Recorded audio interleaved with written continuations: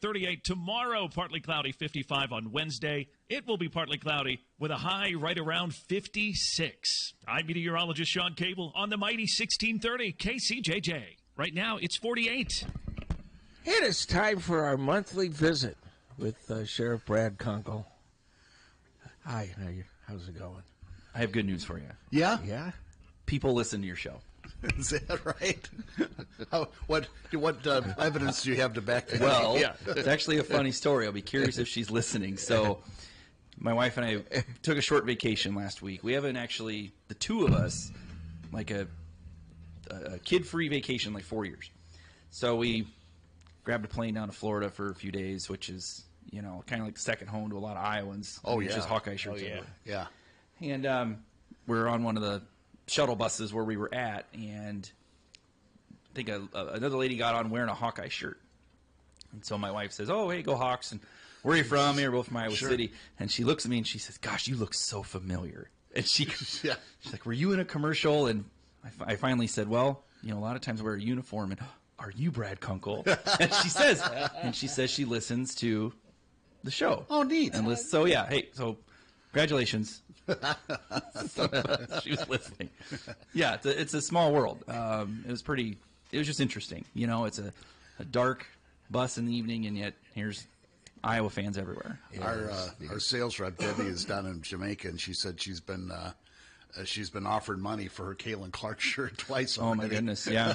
It came up down there. Well, I'm sure it did. Yeah. Now, yesterday, what was in place when you had to protect Jake from State Farm? Do you know, honest to God, and I'm not exaggerating, I said it earlier, we've got people that are famous, like Ashton Kutcher would come into town and some people would, say, I saw him or anything. I've never seen anything like people posting their pictures and selfies with Jake from State Farm. It's just those commercials are just awesome. It's just and he's just the ridiculous. coolest guy. You remember how they first started, and all the customers are like, giving him all this extra food and all this extra, extra benefits because he does that for them as an insurance guy. They're great commercials. Well, the other picture I keep seeing is the one of Nolan Ryan. Yeah. How cool is that? Yeah, but it's just, could you smile? I haven't seen He's an old man, trying to wedge himself into one of those Carver seats. I can see it. I haven't seen one picture of him without a grimace on his face. No, pretty cool. I mean, really. Yeah, what a day. What a game to watch. It was, and just the, you just knew that crowd was electric. You could tell right away. Yeah. Just watching it. You could hardly hear the announcers on TV. I know there were points there where you could barely hear them. Gus Johnson was yelling over everybody. Early on they were talking about, like some of the betting odds on parts of the game. Can you imagine if you'd have put $100 down to she's going to break the record on a free throw? Like who saw that coming? No, nobody. No, and I got one of my Facebook friends and complaining. Well, it's nice that the famous people could afford the tickets and not us locals. Well, then why didn't you buy tickets? Why didn't you buy season tickets when they were available? Those prices are up there because of the secondary market. Yeah. Right. Yeah. So it's people are selling their tickets, and that's the way it works. No, really, just what a wonderful day, and she has brought so much to the state and to the program, and all those. I mean, it's a quality team. That's the thing. It's the team. It's an amazing team of people. There's been a lot of great players with not great teammates playing with them. I mean, scoring 40, 45 points a night, but not winning games. Yeah, so there's a big difference. It just was, So I'm looking forward to. Hopefully, they'll host a couple of games in the NCAA regionals, and. It's a lot easier to get a single seat than it is to get a pair. Well, I might be able to find an odd seat somewhere. We're taking my son to a Minnesota Wild game next week or this coming weekend. Is that right? Yeah, this coming weekend, which is in. That's where the tournament is. Yeah. traffic will be interesting. Suit will be there. Well, okay. So he's going to the tournament. Well, Tommy, We could have you bunk with Mace if you. sure. Never met him. What's the worst that could happen? You have to talk to him. Well, Tommy's brother was in town, and he said they had a hard time finding a hotel room. Oh, sure. Because of all the people in town for this game. So it just was. It was a really neat, warm fuzzy. We won, and it couldn't have been more perfect. Yeah, the whole thing was a great experience to watch, and to beat a number 2 team by 10 points, and on top of it, Yeah. Now they may see each other in the finals. It's the only way they will see each other if you look at the brackets, but they could. So, okay, it's spring, even though it isn't spring. Yeah. This is our last day in standard time. The clocks move up this weekend. Yeah, last week. That's what I just said. Oh, you said last day. Oh, We got the sheriff here. Steve's right. Go run the tape. I'm sorry.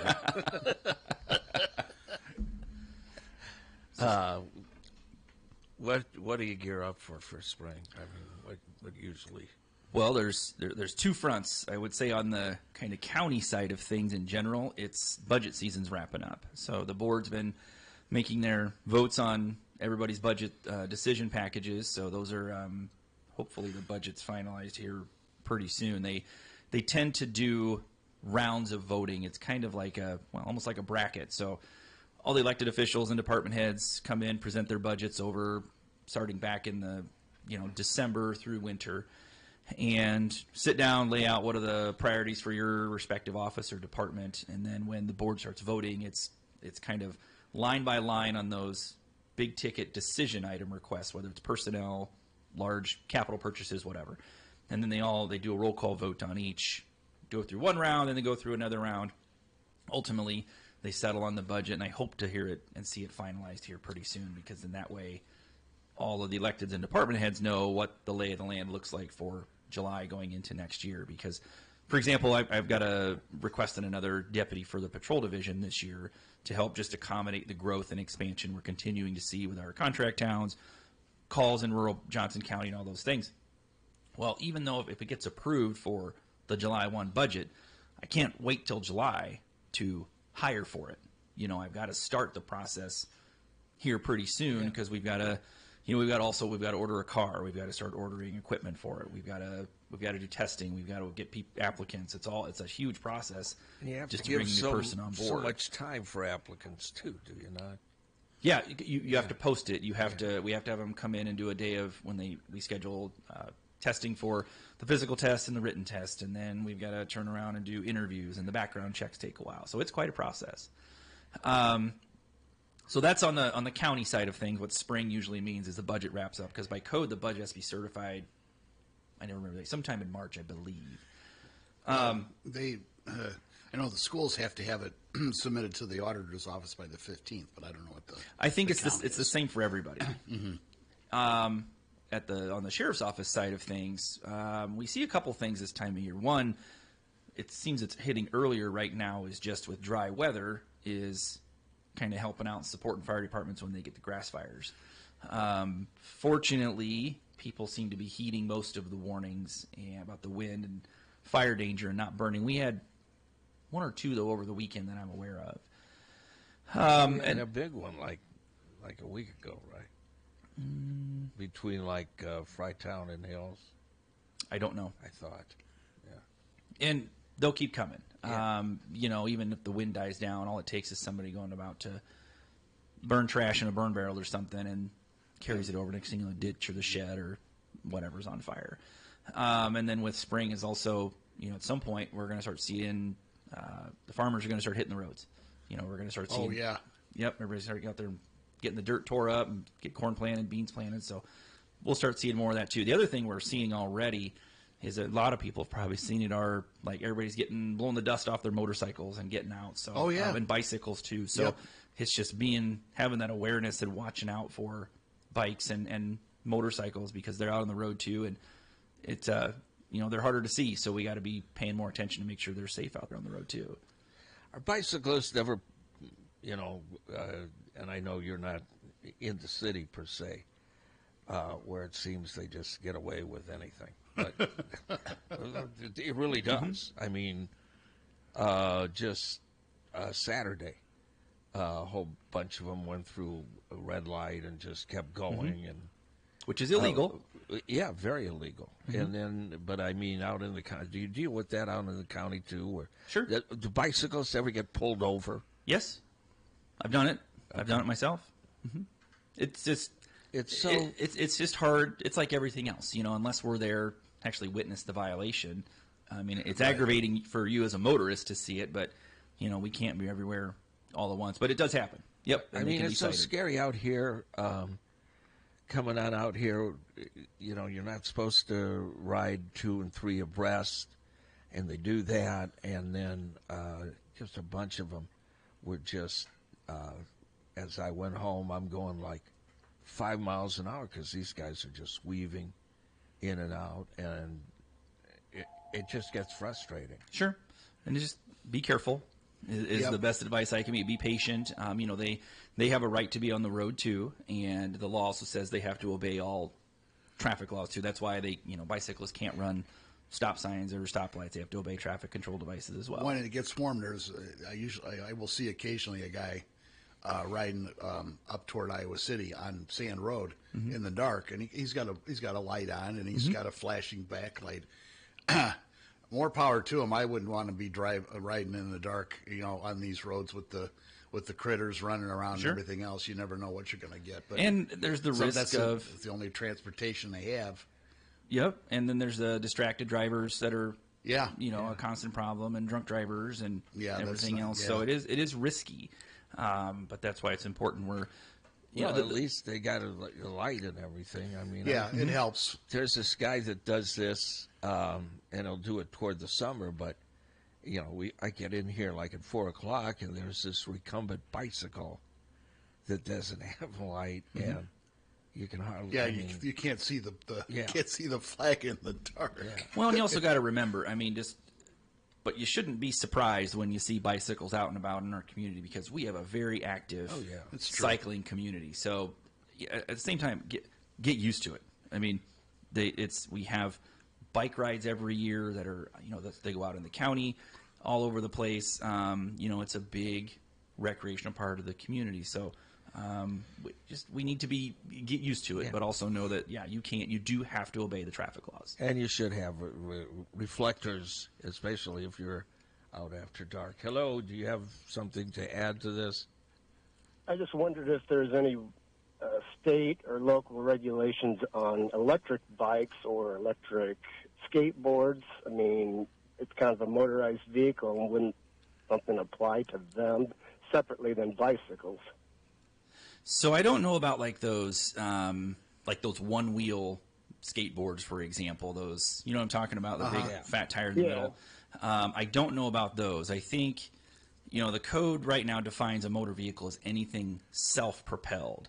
That's why you can get an OWI charge on like a tractor or a snowmobile because they are self-propelled. I believe there's part of the code that talks about like motorized bicycles. So I don't know where e-bikes, though, quite fall into that because that still requires you as the operator to exert some of your energy into it. But those bicycles, those e-bikes, for example, they still have to obey the traffic laws, too. They can't run stop signs just like a regular bicycle.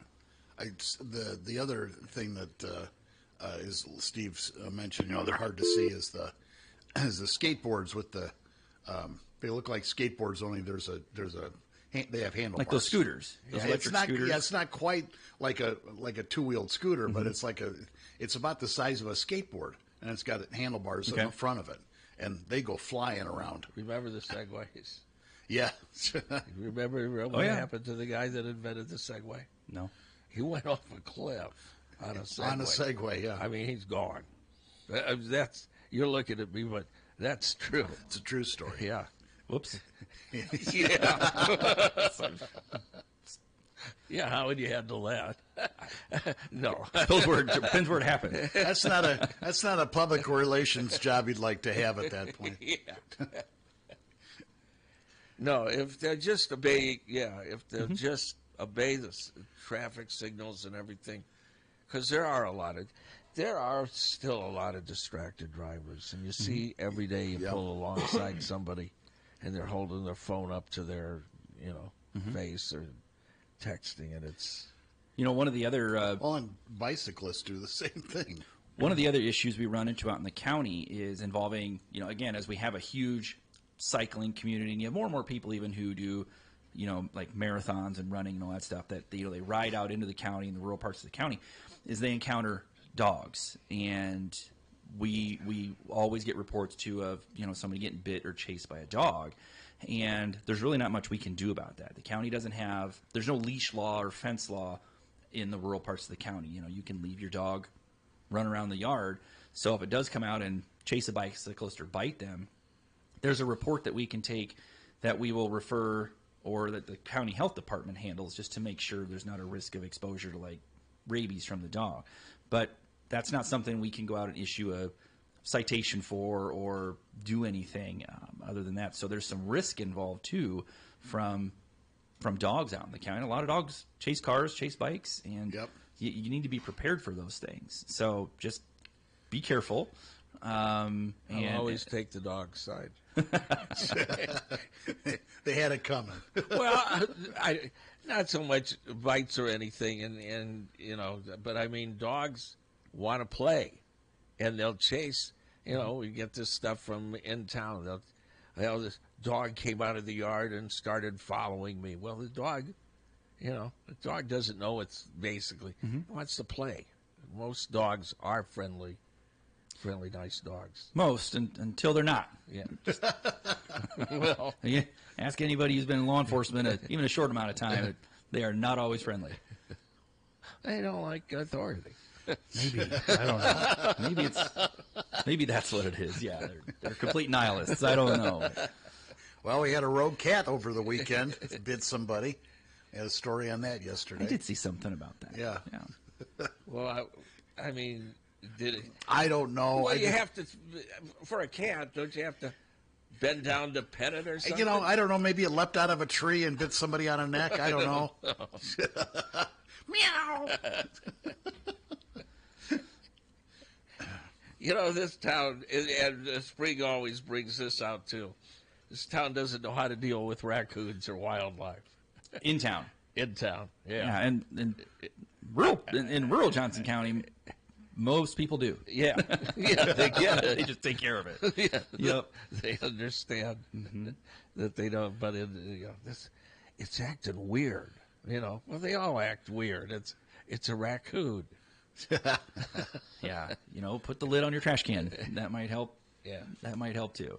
What else is up?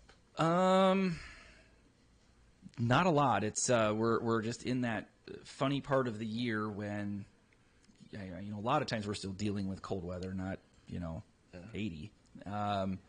So we'll start to get busier in general, just as people start peopling. I think you'll start to see even like the jail numbers will start to go back.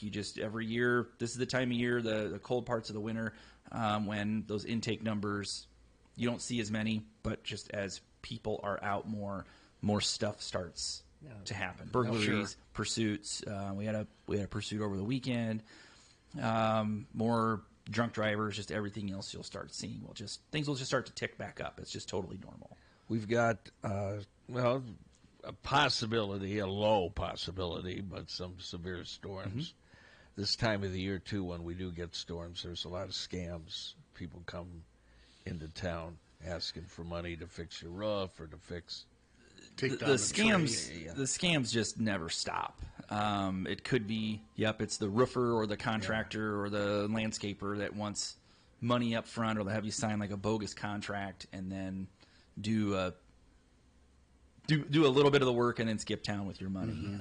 That's why it's important. Don't pay them till the job's done. Right. There's no reason. You don't pay a mechanic money up front to fix your car. Nope. So why would you do the same for major home repairs?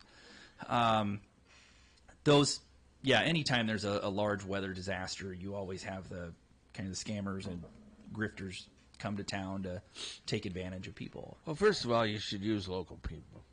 You know where they are. They have an address here. If you got any problems, you know where to go. We run into the same thing periodically with like people doing driveway work, asphalt repair. We see out of town contractors will come in and kind of do almost door to door solicitations or signs for driveway asphalt repair, and just you need to be careful, especially to your point when you're not using local contractors. You need to be very careful with who you're doing business with. I've dealt with people that try to do this kind of stuff, and it seems to me that with the amount of energy they expend in the scamming of it, they could actually do the work and get paid a regular. But that'd be work. There's that, yes. Yeah, that's crazy. Don't do that. That's too much yeah. work. But the reason they do it is if it's no different than like the scams we talk about a lot with, hey, Grandma, I'm in jail, or those kind of things. Even if they try it 15 times a day and one of them pays $5,000, they made $5,000 today. So that's why they do it. People still, regretfully, people still wind up getting caught up in these and lose massive amounts of money. We have, a while back, one of our detectives and I went and met with one of our local banks just to kind of do some more education and kind of support them in as they talk to customers and about trying to prevent some of these scams. And what the detective brings along, and it's a prop, but it's real, is about a 3-inch stack of gift cards we had from a case where a person went out and bought gift cards. And this stack here is about what $70,000 in gift cards looks like. Is a massive amount of money. But the thing about the gift card is once you call the person on the other end and give them that gift card number, then you're out because they can redeem it down the road wherever they're at, and you're out the money. That's why they're popular. It's not like a credit card transaction or excuse me, Venmo or whatever. You can trace that over to the other end, but gift cards are Why do people fall for that?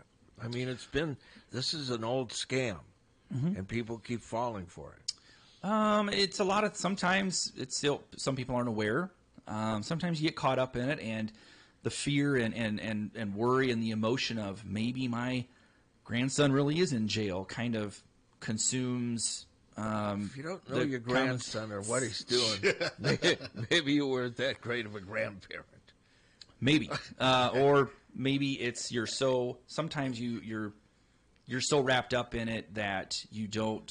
It's hard to acknowledge the fact that this may be a scam. Yeah, you get kind of caught off guard. You sure do, and we see it.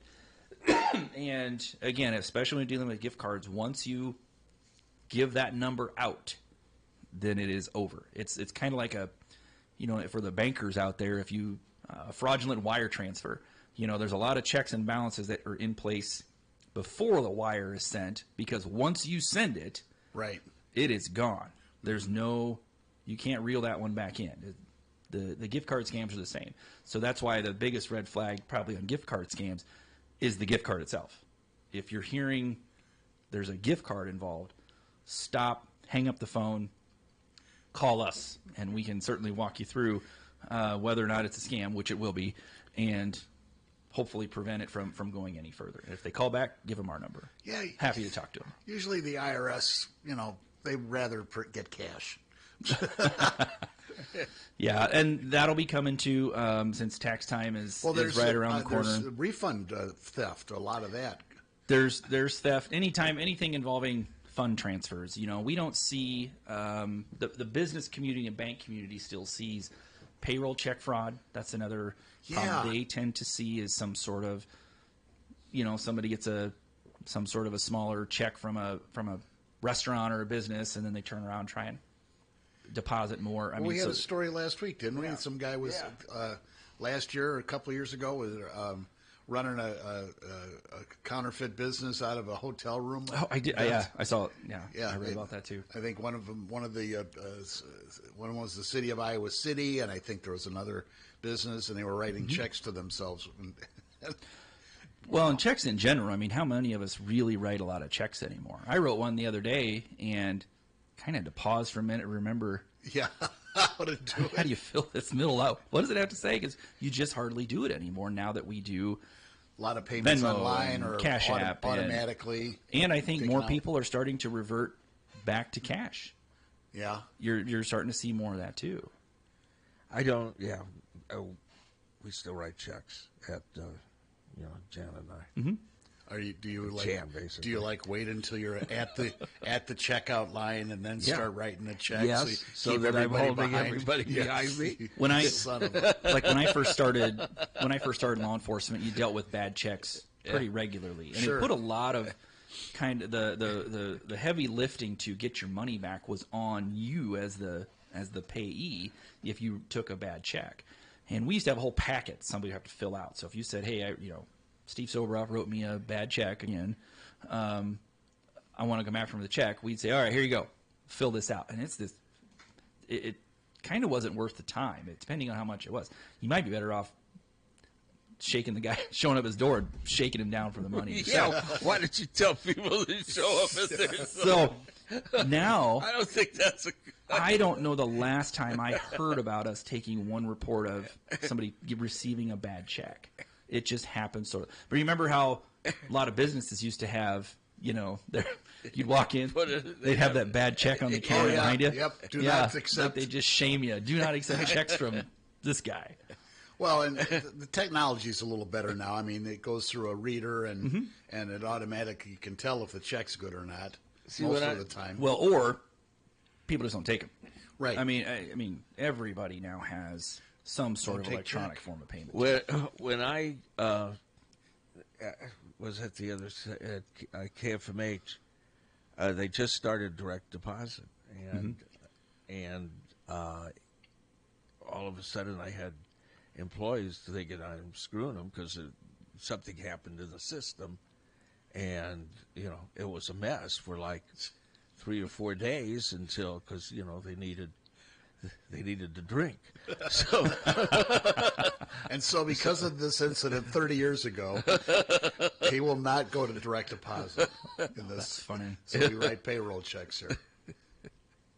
I don't know. I'm a big fan of direct deposit, especially since I have lost checks before too, and then trying to get something reissued is a pain. So I would much rather have it just show up. And It's right there. Yeah, and this whole take a picture of your check and then, mobile deposit thing.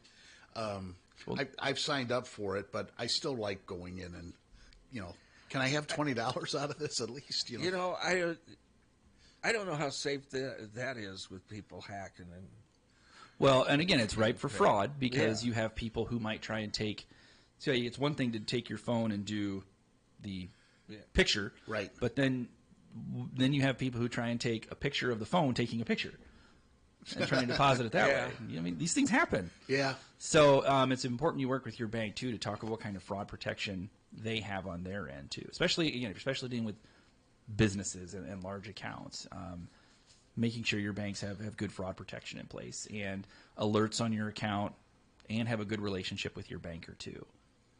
Okay, and I don't know if you've heard of this or you're a part of this. There are law enforcement agencies now in the country that are going to the phone companies and saying, when can we, stop the spoofing of numbers? Oh, yeah. Are you aware of that? No, but I'd read like to an see article of it on it. I think the best way to go about that's a legislative fix. I think, aren't they working on that nationally? Or at Well, one point, weren't they keep saying that they are, but then they're trying to.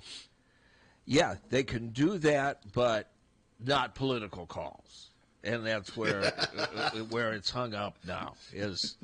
Well, it's it's the same thing we deal with. Okay, if I put a commercial on the air and I say this is a miracle cure, or Listerine stops colds was the one that pops in my mind. Well, the FTC said you can't say that. You can't prove that it stops you from having a cold. So that's illegal for us. But a politician can get on and say the Earth is flat. We never landed on the moon. Sure. And we can't. They can say, the F word, and we can't do anything about it. And the same thing now has boiled down to the phone spoofing, and it's really dangerous. It's caused some bad situations, and it's caused a couple deaths. So sure. So the spoofing is a significant problem. I had a case a few years ago where a guy was he was spoofing a number to and then automatically call another person, and it was just set to every, I think, maybe 30 seconds or a minute or something like that, just continuously calling this other guy. Within about 6 weeks, it placed about 18,000 phone calls. And I wound up charging the guy with harassment. I mean, but the sad part is the charge was only a simple misdemeanor, but for those 6 weeks or so, the victim, I mean, it made his life hell. And in the end, the defendant was hiding behind a spoofed number. But then take it on a larger scale. I mean, spoofing numbers they can be involved in like swatting, bomb threat, false active shooter calls in schools. Well, schools have been dealing with it. Sure. Yeah. And part of the problem is it's just downloading an app is really all it is. Now, we can still track those down in a lot of those cases. We'll have to get a search warrant for first of all, find out who the provider of that number is and where it was assigned. I mean, it's a long process. You got to get a search warrant for that. And then you turn around, okay, this is the number that it came from. Then you got to find who the carrier is and then do another search warrant to that provider and then find out who the account holder is. So it takes a long time to work through it, but on a lot of them, it is possible. Hello. Hey, guys, it's lonely old Grandpa Dirk, and I've got a question for the sheriff. But this weekend, I had gone home to Illinois to celebrate my sister's birthday, and outside my hometown of about 20,000 people is a smaller town of about 500 people. And across the street from the city limits is a property that has one of these big Morton buildings. It's some kind of shop or such that they've got tractors and other big pieces of equipment out there. But the point of my call is in the very front of this property, right on the highway, is a huge sign that says F Joe Biden, and they don't just use the letter F, they spell out the whole word. And then below it, it says, and F you if you vote for him. And it's not a crude sign. It looks like a professionally designed piece of work and signage. It's huge. You can't miss it. Man, woman, or child cannot miss this. My question for the sheriff is, how is that legal? How can someone be allowed to put up a sign that's got the F word in it, not once but twice, and it's basically attacking and insulting people as it goes by? Are there laws, either city or county, that should prevent someone from being able to do that? Well, if the question is should, that's I mean that's a matter of opinion. I mean what you're dealing with is it's a free speech issue. We may not like it, but I think if you drive around even in our community, you can see similar things. It's no different than people putting that on the back of a car. In fact, I want to say there was a Florida case where a guy had an obscene language on the back of his vehicle. Law enforcement pulled him over because of that, and I think the guy sued and won. I mean, it's a free speech issue. So he can put that there. Yeah. We may not like it, but as long as it's not threatening, it's not there's limits to what you can say. I mean, I think this particular message is borderline threatening when it says, and F you if you vote for him. But that doesn't, it's not. It's not really. It's not threatening physical harm. Yeah, and that comes down to how the reader's interpreting it. It's like a professor I had in college once said, you can control what you write, you can't control what people read. And so, where, Dirk, you may read that as threatening, I may drive by and read it and like, that's just dumb. It's just really it's a matter of interpretation. It's very aggressive, and it's one thing to have Sure. a sign or a billboard, which we've all seen around Iowa, that's either FJB. Golly, I remember the first time I walked into a bar and I saw a sign that said FJB. I said, what does that stand for? And I got introduced to that whole culture Yeah. right away. But it's another to spell it out, and I think it's even a different threat or problem when they point the attack at you for, well, as it says, if you vote for him, F you. To me, it felt threatening. It really did.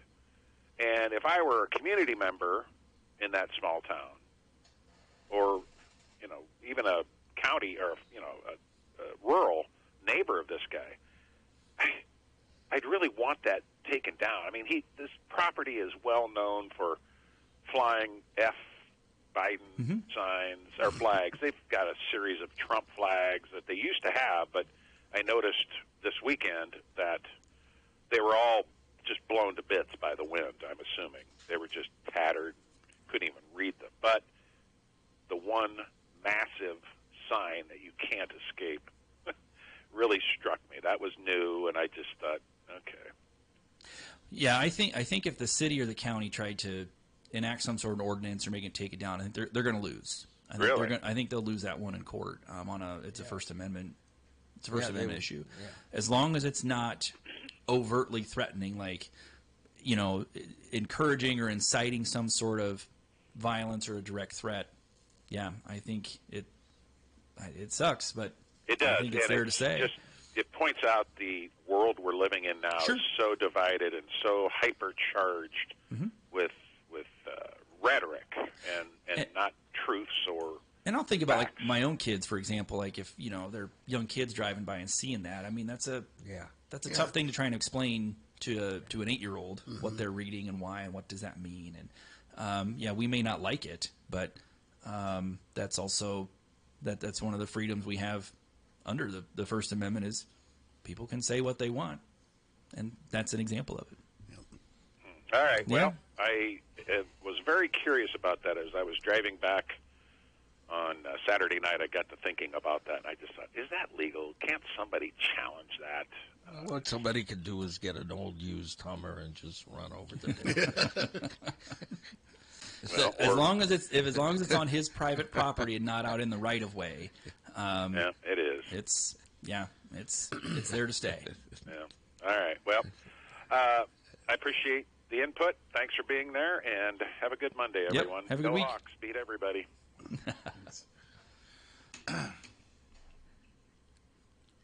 I've always threatened. Last thing I'm going to do on this earth is get a Hummer. I'd like to see you try to get in one.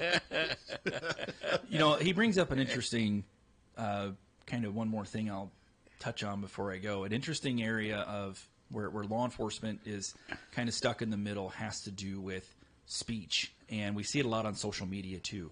What people say may be libelous, maybe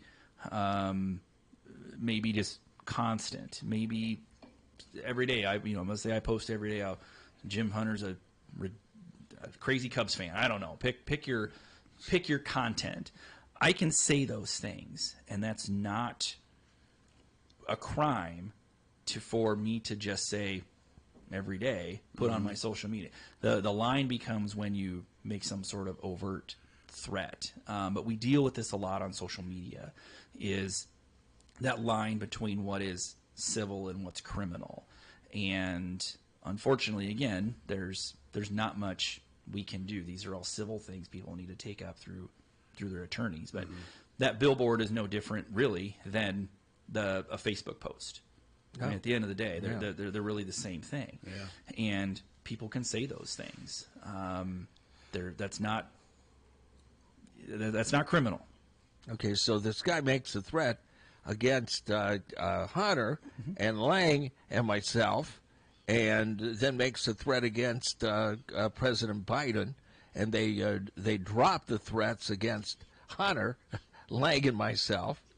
Were they state charges or federal charges? Well, the state charges have been dropped, but Yeah. I believe the guy is being charged federally, which is probably why they. That happens Means a lot. That the president is more important than 3 disc jockeys.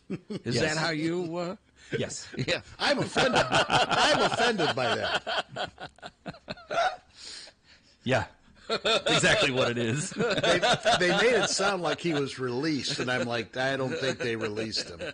He may be going to a different prison, but Yep. There are limits on what you can say. And there's an example. yeah. Yep. Well, thanks. Yeah. Thanks for coming. Thanks, guys. Have a good week. yeah. See you next month. Mighty 1630.